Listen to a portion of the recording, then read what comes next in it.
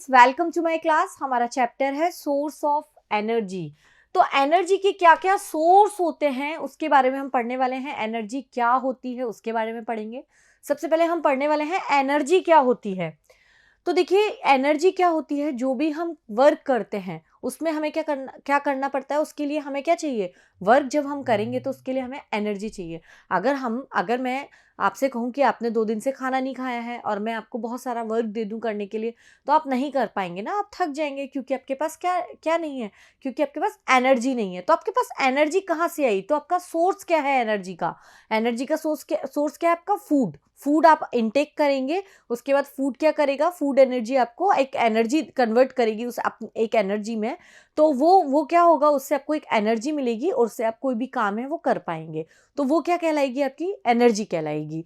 अब energy is an essential requirement of our life. हमारी life में सबसे ज़्यादा एसेंशियल रिक्वायरमेंट है एनर्जी की। हमारी बॉडी बिना एनर्जी के चल नहीं सकती है। No activity in our daily life can be perform without use of energy. Energy is one और other form has been use by a man since long time. बहुत टाइम से हम एनर्जीज का यूज़ करते जा रहे हैं। अगर हम यूज़ कर रहे हैं एनर्जी का, तो हमारे पास एक नेचर में अगर हम देखें तो एक अल्टीमेट सोर्स क्या है एनर्जी का, सन से हमें हमेशा लाइट मिलती है, एक एनर्जी मिलती है। ठीक है, तो for example energy is required to undertake the activities like cooking food, heating water, heating room, glowing bulbs and tubes in our homes. तो आपने देखा, ये जितनी भी चीज़ें हमारी हम डेली लाइफ में देखते हैं, यानी कि फूड कुक करने के लिए हमें एनर्जी की नीड होती है। कौन सी एनर्जी की नीड होती है, जैसे कि हम फूड जो कुक करते हैं वो गैस से करते हैं। ठीक है, अब हम एलपीजी यूज करते हैं या फिर अब वुड। पहले जमाने में हम क्या करते थे, वुड यूज करते थे। अभी हम क्या करने लग गए, एलपीजी गैस यूज करने लग गए। ठीक है, तो कुक फूड करने के लिए, हीटिंग वाटर को हीट करने के लिए हम क्या करते हैं, उसको हीट करते हैं, यानी कि उसको इलेक्ट्रिकल एनर्जी देते हैं। ठीक है, अब ये जो इलेक्ट्रिकल एनर्जी है ये कहाँ से आती है, पावर प्लांट से आती है। और पावर प्लांट क्या है, सोर्स है।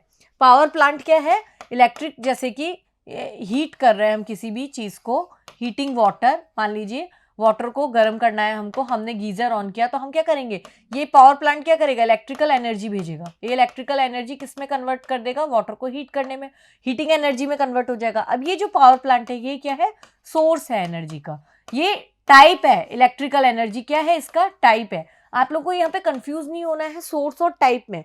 सोर्स क्या है, पावर प्लांट, जहां से एनर्जी हमारे पास इलेक्ट्रिकल एनर्जी आ रही है। ठीक है, इस तरह से हीटिंग रूम को हीट करने के लिए हम क्या करते हैं, हम उसमें हम हीटर लगाते हैं। ठीक है, तो वही ग्लोइंग बल्ब को ग्लो करने के लिए एनर्जी कहाँ से आ रही है, पावर प्लांट से आ रही है। और किस तरह की एनर्जी आ रही है, इलेक्ट्रिकल एनर्जी। तो पावर प्लांट क्या है, उसका सोर्स है। एनर्जी का सोर्स क्या हुआ, पावर प्लांट हुआ। इसी तरह से energy can be derive from various sources. बहुत सारे सोर्सेज से एनर्जी ड्राइव की जाती है। जैसे कि अगर मैं चल रही हूँ, हमने क्लासेस में पढ़ा है, छोटी क्लासेस में भी, कि हम जब चल रहे हैं तो हमारे पास क्या है, काइनेटिक एनर्जी। लेकिन मैं अगर एक जगह खड़ी हो गई तो क्या मेरे पास एनर्जी नहीं है, उस टाइम भी मेरे पास एनर्जी है। वो कौन सी एनर्जी है, पोटेंशियल एनर्जी है। ठीक है, तो जब मैं चल रही हूँ मेरे पास काइनेटिक एनर्जी है, मैं खड़ी हुई हूँ मेरे पास पोटेंशियल एनर्जी है। तो बहुत सारे सोर्स हमारे पास एनर्जीज के होते हैं।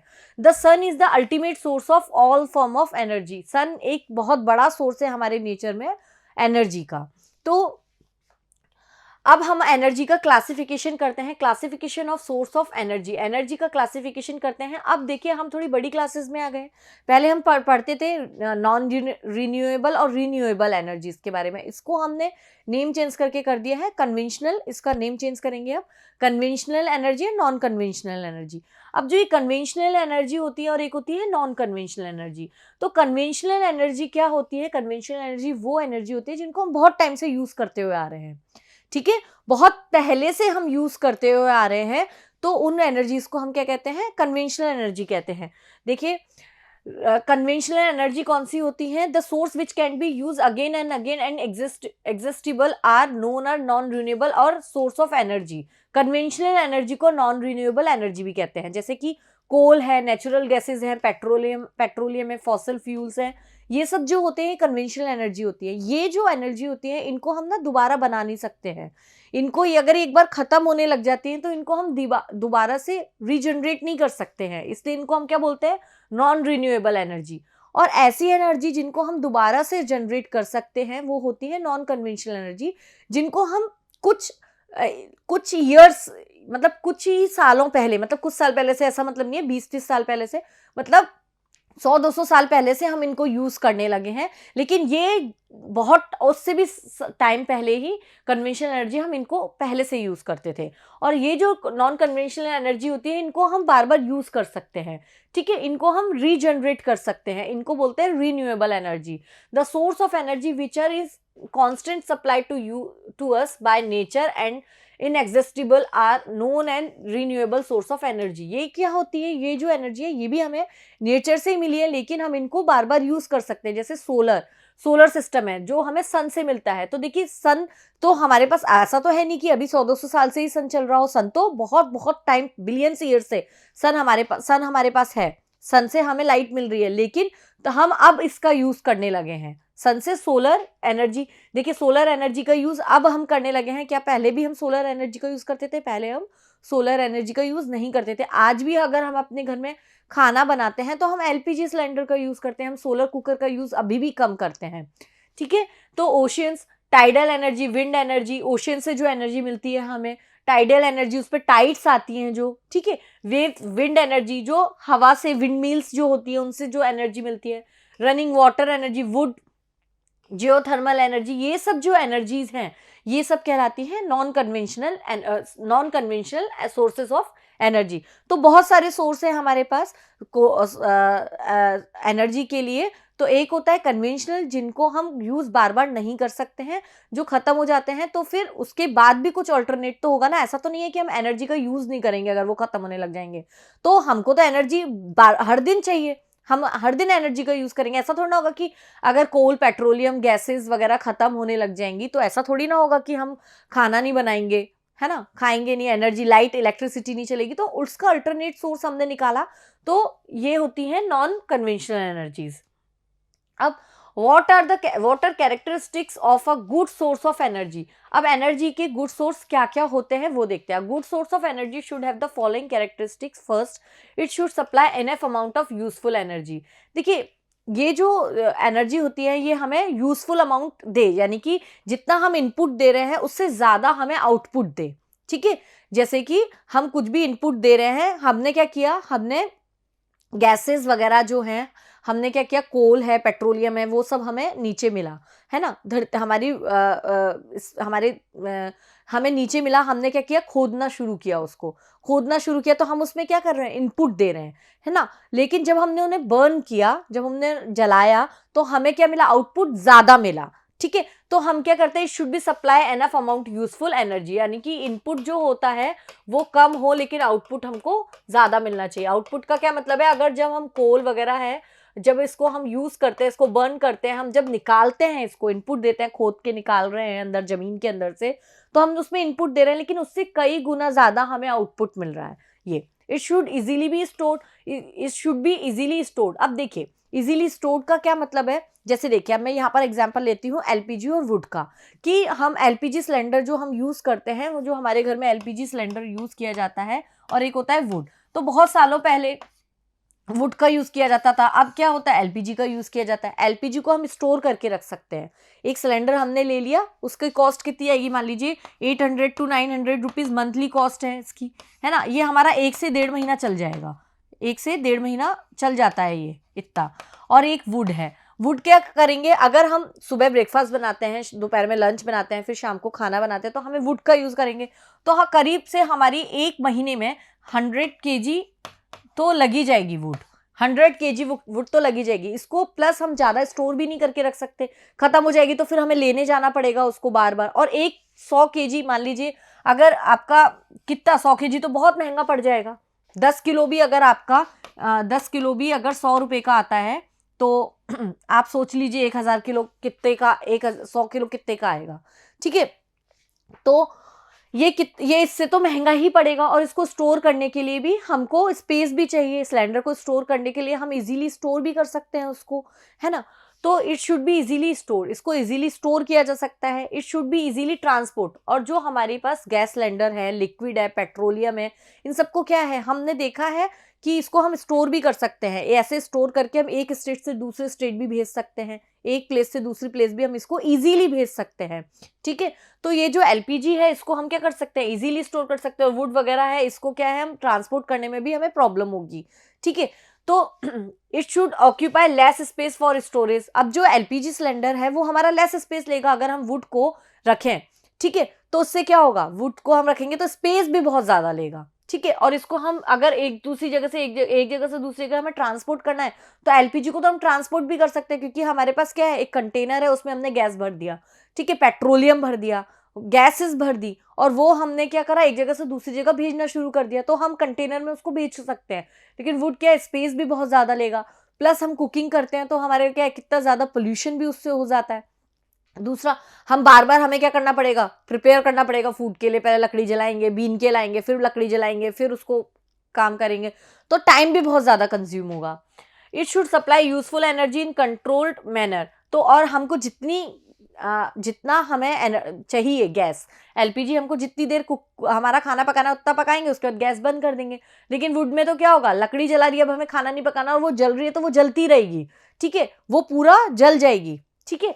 It should be easily available for accessible. और ये क्या है, एलपीजी तो इजीली अवेलेबल हो जाएगा। क्या लकड़ी वगैरह हमको अब हमें जंगल में जाना पड़ेगा ढूंढने, हम सिटी में रहते हैं, हम कहाँ जाएंगे जंगल में ढूंढने के लिए।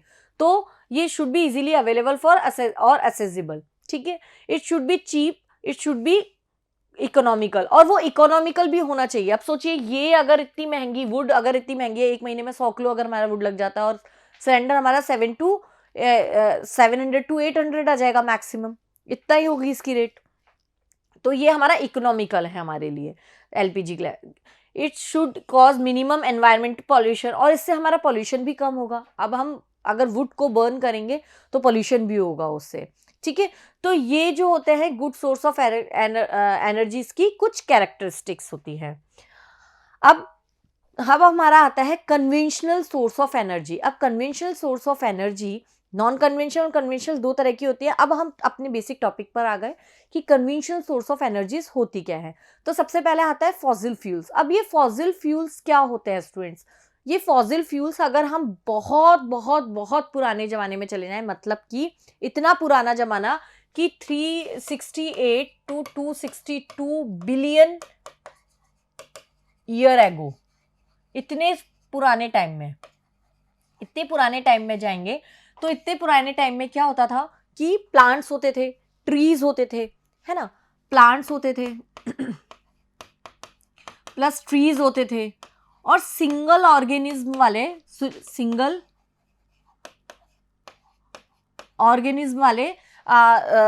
प्लांट्स होते थे, ठीक है, बॉडी वाले एलिगीज वगैरह होते थे, ठीक है ना। तो ये सिंगल बॉडी वाले क्या होते थे, ये अगर होते थे तो इनकी ये मरते भी थे, ठीक है। तो इनकी जो डेड बॉडीज वगैरह होती थी, सिंगल ऑर्गेनिज्म मतलब कि इनकी कॉम्प्लेक्स सेल्स नहीं होते थे। जो हमारा ह्यूमन का स्ट्रक्चर है वो बहुत कॉम्प्लेक्स सेल्स है, इनके सिंगल ऑर्गेनिज्म होते थे, ठीक है। इनका बहुत ज्यादा कॉम्प्लेक्स स्ट्रक्चर नहीं होता था इतने टाइम पहले, इतने बिलियन ईयर एगो पहले। तो क्या होता था, ये जब जीते थे तो ये मरते भी थे, इनको मरना भी था, ठीक है, जो जीता है वो मरता भी है। तो ये जो प्लांट्स है, ये ट्री है, ये सिंगल ऑर्गेनिज्म वाले जो एलिगीज वगैरह होते थे, तो ये सब क्या होते थे, ये मरते भी थे। तो मरते थे तो ये कहाँ जाते थे, ये जाते थे स्वैम्प्स में, रिवर में, ओशियन में, ठीक है, ये इसमें जाते थे। अब ये स्वैम्प्स क्या होता है स्टूडेंट, स्वैम्प्स वो होते हैं, उस टाइम में स्वैम्प्स हुआ करते थे। स्वैम्प्स क्या होते हैं, एक हमारा होता है वाटर और एक होता है हमारा लैंड, ठीक है। वाटर, लैंड के अंदर वाटर फिल हो जाए तो वो वाटर हो जाएगा उसके अंदर, और लैंड पूरा सूखा होता है। लेकिन ये स्वैम्प्स क्या होते हैं, जो वाटर और लैंड के बीच का एरिया होता है, इसको हम कहते हैं दलदल। ना तो ज्यादा गीला होता है, ना तो उसके अंदर ज्यादा पानी होता है, और ना वो ज्यादा ड्राई होता है, उसको कहते हैं स्वैम्प्स। तो ये जब मर जाते थे, ये ट्रीज, सिंगल ऑर्गेनिज्म, ये प्लांट्स, ये सब कहाँ चले जाते थे, स्वैम्प्स के अंदर चले जाते थे। अब ये जो स्वैम्प्स के अंदर चले जाते थे तो इनके अंदर क्या होता था, क्ले, सॉइल, है ना, और मिनरल्स, और इन सब के ऊपर ये सब और इसके ऊपर आ जाते थे, ठीक है, मिट्टी, धूल और मिनरल्स वगैरह सब इसके ऊपर आ जाते थे। अब इनके अंदर ना बैक्टीरियाज आते थे। अब बैक्टीरिया क्या करते थे, इनको डीऑक्सीडाइज करना होता था बैक्टीरिया को। लेकिन ये जब इसके अंदर इतने ज्यादा दब जाते थे बैक्टीरिया, इनका डीकम्पोज हो कैसे, तो बैक्टीरिया इनको खाना चाहते थे, ठीक है, तो इनका डीकम्पोज हो इसके लिए, तो ये इसके अंदर इतना ज्यादा दब जाते थे कि इसमें प्रेशर और टेम्परेचर बहुत ज्यादा बढ़ जाता था। प्रेशर और टेम्परेचर बहुत ज्यादा बढ़ जाता था, क्योंकि जैसे जैसे हम जमीन के अंदर जाते जाते तो वहां पर प्रेशर बढ़ता जाएगा और टेम्परेचर भी बहुत ज्यादा बढ़ता जाता है। तो प्रेशर और टेम्परेचर बहुत ज्यादा इंक्रीज हो जाता था, प्रेशर और टेम्परेचर बहुत ज्यादा इंक्रीज हो जाता था। अब यहाँ पर क्या होता था, बैक्टीरिया इसको डीकम्पोज करते थे, तो वो डीकम्पोज करते थे तो इसमें से क्या करते थे, हमारे बॉडी के अंदर हम क्या होता है, हाइड्रोजन होता है, ऑक्सीजन होता है, तो ये क्या करते हैं, हाइड्रोजन और ऑक्सीजन को आउट कर देते थे वहां से। किसको आउट कर देते थे, हाइड्रोजन और ऑक्सीजन को निकाल देते थे। ये जो बैक्टीरिया जब डीकम्पोज करते थे इसको, तो हाइड्रोजन और ऑक्सीजन को निकाल देते थे, और इससे हाइड्रोजन और ऑक्सीजन निकलने के बाद इसमें एक चीज बचती थी, इसको बोलते थे पीट, PEAT, पीट। अब ये पीट क्या हुआ, ये क्यों पीट एक ऐसा मटेरियल बना जिसको अगर हमने जलाया तो इसने बहुत एनर्जी दी, ठीक है, और इसके अंदर क्या होता था, मेनली कार्बन होता था सबसे ज्यादा। ये जो पीट बना ये किससे मिलकर बना, इसके अंदर सबसे ज्यादा क्या देखा गया, इसके अंदर होता था कार्बन, कार्बन इसके पास सबसे ज्यादा होता था, ठीक है। तो ये जो कार्बन बचता था इस पीट को अगर हमने जलाया तो इसने हमको एनर्जी दी, ये एक एनर्जी का बहुत बड़ा सोर्स बन गया, तो ये बहुत ज्यादा हमारे पास यूजफुल होने लगा। फिर उसके बाद लोगों ने क्या करा, इसके अंदर जो स्वैम्प होते थे उनको खोदना शुरू कर दिया, ठीक है, खोदना शुरू कर दिया। उसके बाद उसमें से पेट्रोलियम गैस, नेचुरल गैसेस, ये सब कोल, ये सब निकलने लगा, ठीक है। तो ये कहलाते थे फॉसिल फ्यूल्स। क्या होते थे, ये कहलाते थे फॉसिल फ्यूल्स। तो ये बात समझ में आ गई, फॉसिल फ्यूल्स क्या होते थे। तो the substance form for the dead animals and plants which were buried deep under the surface of the earth over million of years are called the fossil energy sources or fossil fuels. At present, the major part of energy requirement is being supplied by fossil fuels. हमारे पास fossil fuels कौन कौन से होते हैं, कोल है, petroleum है, natural gases है, ये सब क्या हुए, फिर fossil fuels हुए। अब ये जो fossil fuels हुए इनको हम बहुत यूज करने लगे, जमीन के अंदर से इसको खोद खोद के हम सब निकालने लगे, ठीक है। तो अब क्या है, धीरे धीरे ये fossil fuels खत्म होते जा रहे हैं, ठीक है, क्योंकि अब भाई कितने हम यूज करेंगे, इतने सालों से हम इनको यूज करते जा रहे हैं, तो ये जो कहलाते हैं कन्वेंशनल सोर्स ऑफ एनर्जी कहलाते हैं, जो धीरे धीरे खत्म होते जा रहे हैं और बहुत सालों से हम इनको यूज कर रहे हैं, तो ये होते हैं फॉसिल फ्यूल्स। तो अगर फॉसिल फ्यूल को हम ज्यादा जलाते हैं, ज्यादा हम कोल वगैरह है, फॉसिल फ्यूल में क्या होता है, पेट्रोलियम होता है, नेचुरल गैसेस, कोल है, इन सबको अगर हम ज्यादा जलाते हैं तो इसके कुछ डिसएडवांटेज भी होते हैं। तो burning of fossil fuel has the following disadvantage. क्या हो सकता है, इससे क्या होता है, स्मोक होता है, धुआं बहुत ज्यादा होता है, पॉल्यूशन होता है एनवायरनमेंट में, एयर पॉल्यूशन होता है, जो कि हमारे लिए, ह्यूमन बीइंग के लिए, एनिमल्स के लिए, प्लांट्स के लिए, सबके लिए बहुत ज्यादा हार्मफुल होता है। फिर burning of fossil fuel give rise harmful gases, इससे बहुत ज्यादा हार्मफुल गैसेज निकलती हैं, जैसे carbon dioxide, carbon monoxide, sulphur dioxide, nitrogen dioxide. और ये जो ऑक्साइड गैसेस होती हैं ये बहुत ज़्यादा हार्मफुल होती हैं। ये क्या कर देती हैं, ये gases produce due to the burning of fossil fuel give rise to acid rain after reacting water vapour in air.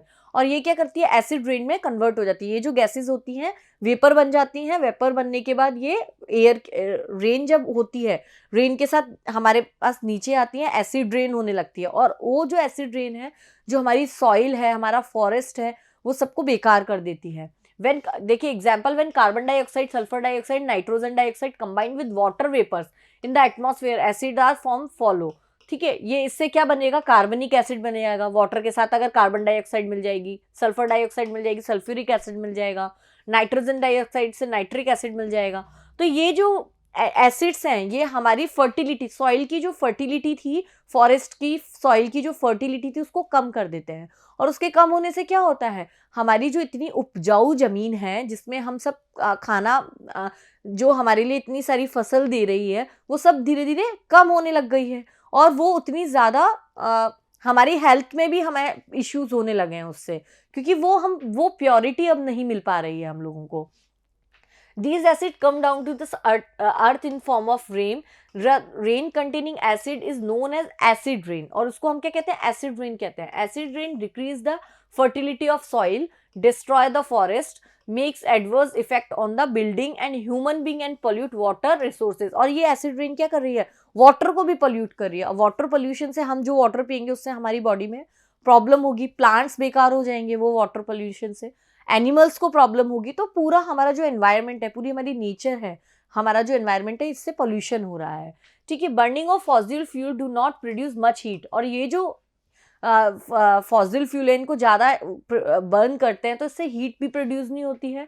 और ये क्या करते हैं, इससे हमें ग्लोबल वार्मिंग भी हो जाती है. फॉसिल फ्यूल के ज़्यादा बर्न करने से क्या प्रॉब्लम हो रही है, ग्लोबल वार्मिंग. देखिए अब गर्मी इतनी ज़्यादा पड़ने लगी है, हमारे नॉर्थ में इतनी ज़्यादा गर्मी पड़ती है कि अभी हमारा नवंबर दिसंबर में भी हम लोगों को मतलब एक जो टेम्परेचर पहले रहता था बहुत बहुत सालों पहले, जैसे बहुत ठंड होती थी, क्योंकि ग्लोबल वार्मिंग इतनी ज़्यादा हो गई, गर्मी इतनी ज़्यादा है कि आप लोग जो समर का वेकेशन जो होता है, समर वाला जो टाइम होता है उस टाइम में मतलब आप लोग अब नॉर्मल कूलर पंखे में तो रह ही नहीं सकते विदाउट एसी.